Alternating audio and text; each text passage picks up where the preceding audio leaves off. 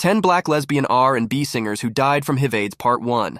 10. Sharon Redd, disco powerhouse behind Never Give You Up. She secretly battled AIDS-related pneumonia and died in 1992, her contributions largely unacknowledged by the industry. 9. Chloe Zubalo, a transgender punk pioneer from New York's 1980s underground. She used her art and voice to fight transphobia and HIV stigma until her death in 2011. 8. Sweet Tea, a trailblazing Atlanta trans rapper whose raw lyrics exposed the trauma of the AIDS crisis. She died in 1999, her legacy buried beneath prejudice. 7. Blackberry, San Francisco's soulful voice for the queer community. They performed in hospitals and hospice centers, bringing comfort to AIDS patients until their death in 2021. 6.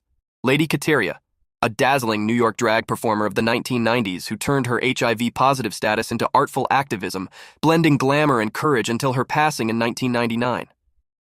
5.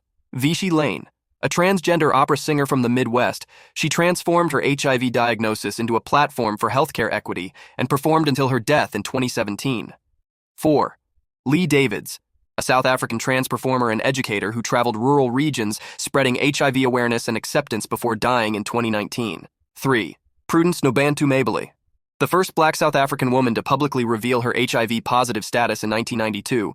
She became an international symbol of courage and advocacy. 2. Gracie Cartier, trans model, writer, and advocate who lived with HIV for 2 decades, using her platform to destigmatize the virus before her death in 2022. 1. Afrea Jefferson, a queer Atlanta performance artist who confronted stigma through provocative art, using her own body and blood, leaving a lasting impact before her 2021 death.